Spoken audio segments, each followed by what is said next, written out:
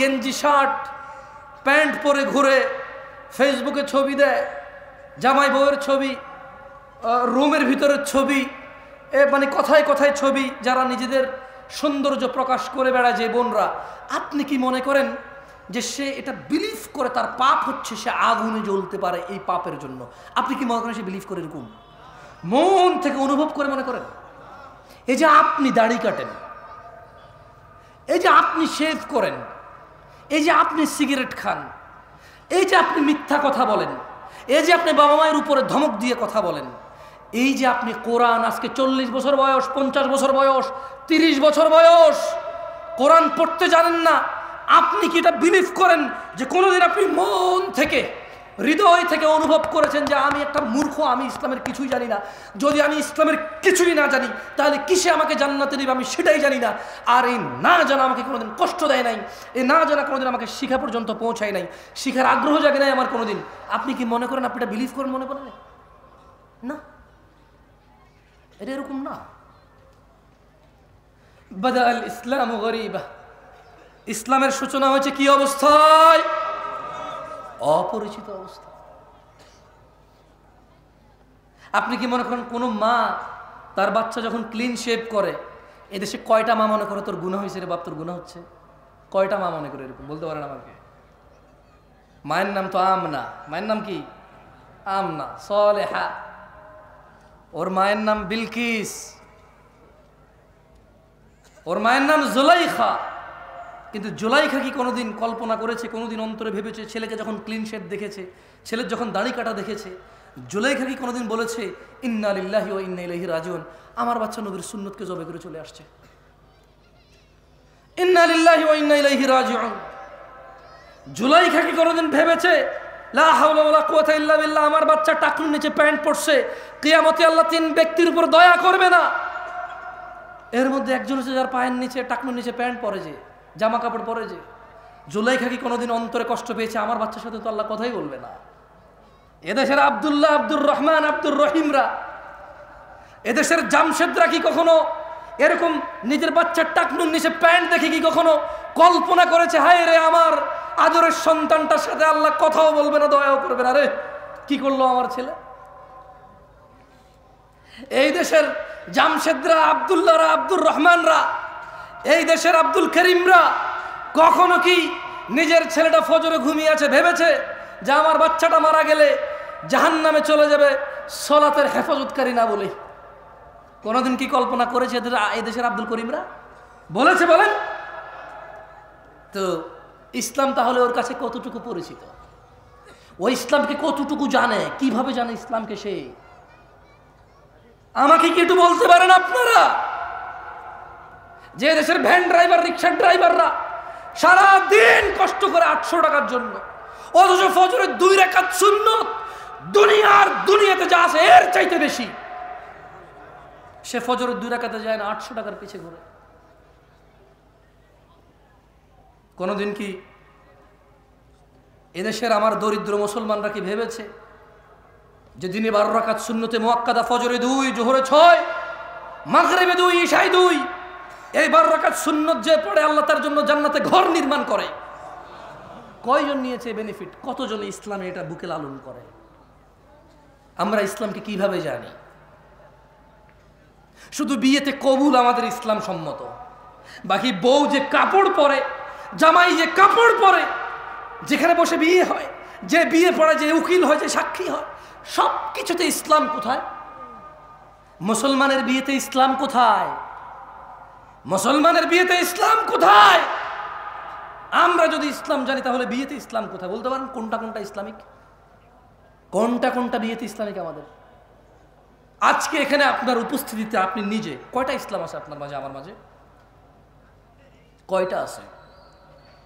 এই আয়োজক ছেলে আমাকে ফোন করেছে, বললো যে ভাই আপনি আসতে হবে, আপনার নামই করছে। আমি ওয়াজ নেওয়ার সময় বলছি আমি পারলে আর বলে আসবো না, ফোন রাখো, তোমার থেকে কি ওয়াজ দিছি নাকি? আমার নম্রতা কোথায় ছিল ওর সাথে? ও তো কত সুন্দর আয়োজন করেছে, কত কষ্ট করেছে ও, কিন্তু আমি কি ওর দুঃখ বোঝার চেষ্টা করছি? হয়তো করিনি তখন। তখন আমার রাইট নিয়ে আমি চিন্তায় ছিলাম যে দূর ভাই, আমি তো বলছি, তুমি কেন ফোন দিচ্ছ আমাকে? কোথায় আমাদের ইসলাম? আমরা তো নিজেরাই দিনে 10টা ভুল করি, নিজেরাই দিনে 100 ভুল করি, 500 ভুল করি। তিনি সাল্লাল্লাহু আলাইহি সাল্লাম বলেছে, এই ছোট ভাই তুমি কেন দাড়ি কাটো বলতে পারো? বলতে পারো তুমি কেন দাড়ি কাটো? তুমি জানো না। Maybe you look nice, you think like that. তোমার একটা চিন্তা, এটা জাস্ট তোমার একটা ধারণা। মেবি তুমি বৃদ্ধ দেখতে চাও না নিজেকে, দাঁড়িয়ে রাখলে বুড়া বুড়া মনে হয়। হয়তো তোমার মাথায় এটা ঢুকছে পোকা। Otherwise what else? আর কি মানে, আর কি হতে পারে এখানে? পারপাস কি হতে পারে দাড়ি কাটার? মানে কি? জ্ঞান বেড়ে যায়, উচ্চতা বেড়ে যায়, বংশমর্যাদার পরিচয় চেঞ্জ হয়ে যায়, চাকরি হয়ে যায়। হোয়াট? তুমি প্রতি বৃহস্পতিবার রাতে কাটো, শুক্রবারকে উদ্দেশ্য করে। তুমি বিয়েতে যাওয়ার আগের দিন কাটো, তুমি বেড়াইতে যাওয়ার আগের দিন কাটো, তুমি শহরে যাওয়ার আগের দিন কাটো, তুমি বাড়িতে ফেরার দিন কাটো। কেন ভাই? তুমি নিজে জানো না। ইসলামের সূচনা হয়েছিল কি অবস্থায়? সবাই বলেন, ইসলামের সূচনা হয়েছিল কি অবস্থায়? অপরিচিত অবস্থায়। আল্লাহ নবী সাল্লাল্লাহু আলাইহি সাল্লাম বলছেন, বাদা আল ইসলামু গরীবা, ইসলামের সূচনা হয়েছিল অপরিচিত অবস্থায়।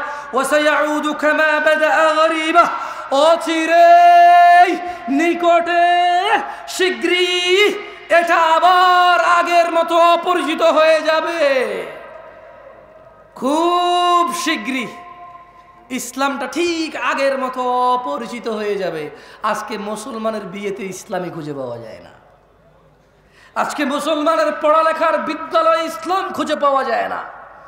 আজকে মুসলমানের ঘরে বাবা মা আর ছেলে মেয়ের ভিতরে ইসলাম খুঁজে পাওয়া যায় না। আজকে হুজুরদের ভিতরে ইসলাম খুঁজে পাওয়া যায় না। ইউটিউবার বক্তাদের বক্তব্য জনসম্মুখে প্রচার করে মানুষকে দিন শিখানোর এক নৈতিক ও এক কঠোর এবং বিশাল লাভজনক দায়িত্বে যারা নিয়োজিত, যারা নিজেরাই এই দায়িত্ব নিয়েছে, কেউ ওদের বলেনি তুমি ভিডিও করে ছাড়ো আমার ভিডিও ইউটিউবে। নিজে নিজে দায়িত্ব নিয়েছে দিন প্রচারের, অথচ প্রচার করে শুধু যতটুকু ভেজাল, যতটুকু ভুল, যতটুকু বেশি মানুষ দেখবে ততটুকু, যতটুকু ইসলাম অতটুকু নয়। বক্তা এমন বক্তব্য দেয় যে বক্তব্যে শ্রোতা ঠিক বলবে, ও জিজ্ঞেস করবে ঠিক কিনা, ব্যাস। বক্তা যখন তার দান লাগবে একরকম বক্তব্য দেয়, যখন লোকজনকে কান্না করাবে তখন একরকম বক্তব্য দেয়। এগুলো তার মুখস্থ, তার মনের ভিতরের অনুভূতি কিচ্ছু নাই। আমি এখানে ওয়াজ করতে আসছি, আপনারা শুনতে আসছেন। কত নবী রাসূল কিয়ামতে উঠবে যাদের উম্মতি থাকবে না হয়তো, অথচ আপনারা এতজন মানুষ আসছেন, স্টিল আমি আপনাদেরকে ধমক দিয়ে কথা বলতেছি। ওয়াই? এটা তো আল্লাহর পক্ষ থেকে নিয়ে আমার যে আলহামদুলিল্লাহ আমি দুটা কথা বলবো, মানুষগুলো শুনতে আসছে ইসলাম। আমার উচিত ছিল আপনাদের সাথে আরো সুন্দর, আরো মোলায়ন, আরো কোমলতা দিয়ে কথা বলা। কোথায় পারলাম আমি আমার কোমলতা?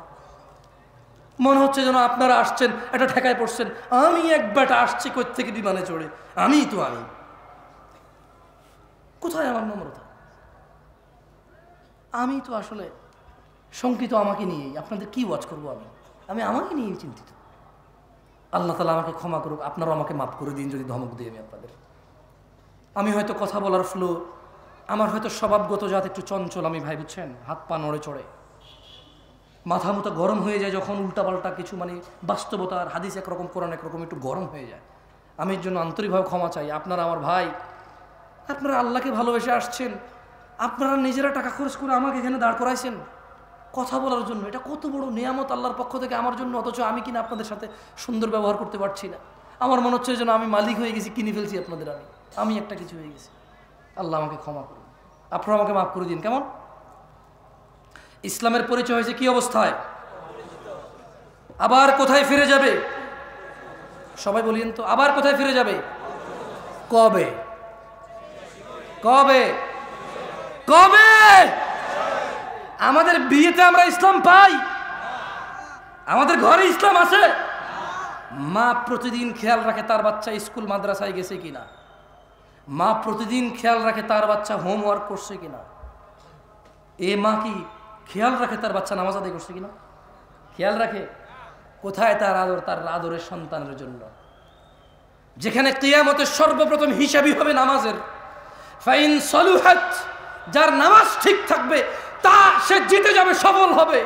আর যার নামাজ ঠিক থাকবে না সে ধ্বংস হবে, সে লাঞ্ছিত হবে। কোথায় আমার মায়ের চিন্তা, আমার সফলতার? কোথায় আমার মায়ের চিন্তা? যাক দিনী ভাইয়েরা, আমি আবার বক্তব্য বেশি আর দীর্ঘায়িত করব না। আমি আপনাদের এতটুকু বলি, আল্লাহর দরজা চিরদিন খোলা। আমরা সিজদা করি কাকে? রুকু করি কাকে? দোয়া করি কার কাছে? অন্যায় করি কার সাথে বেশি? আমরা একে অপরের সাথে তো একে অপরকে তো সিজদা করি না, করি?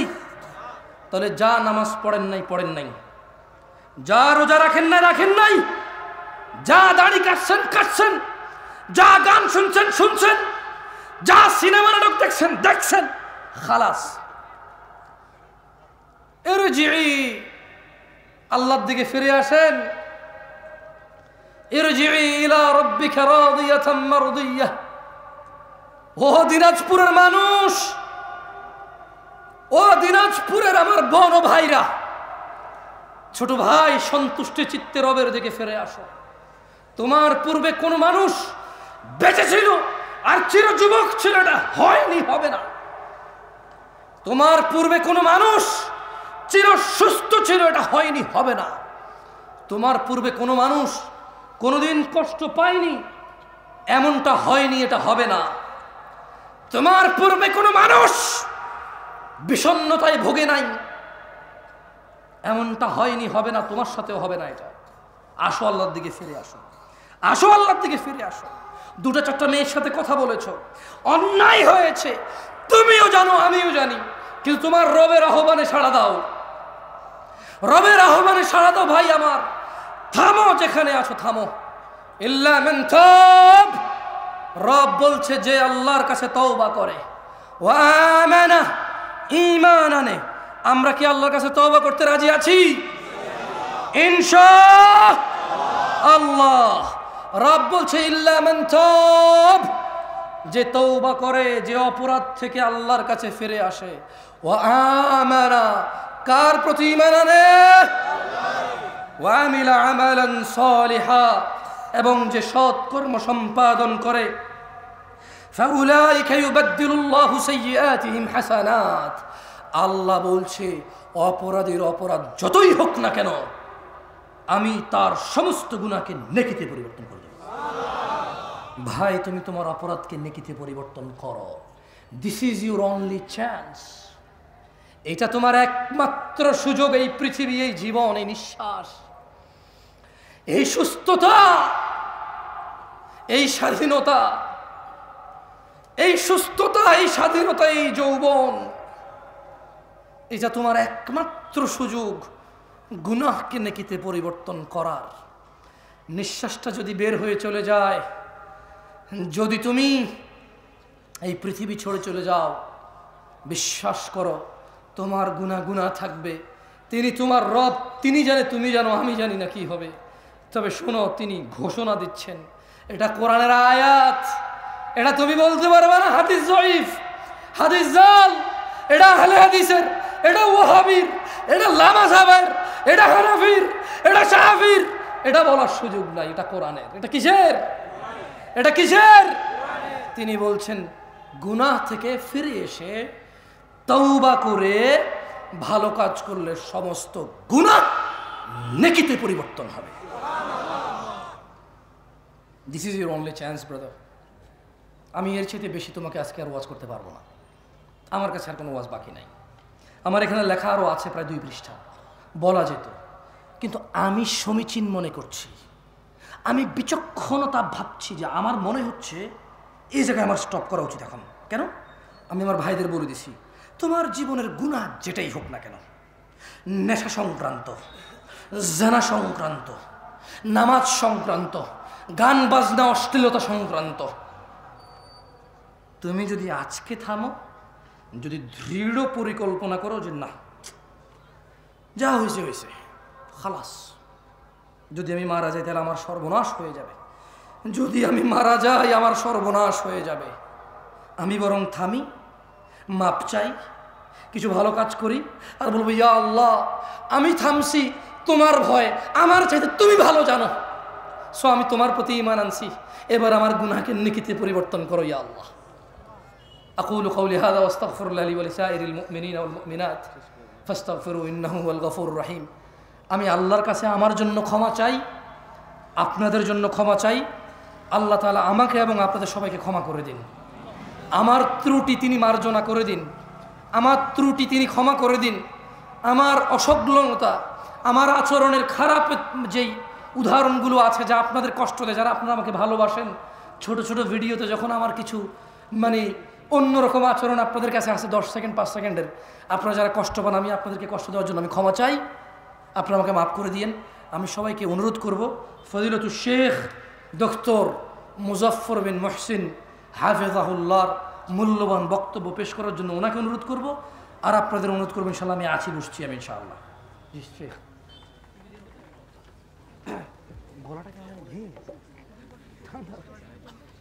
আসসালামু আলাইকুম। বসেন বসেন বসেন বসেন বসেন।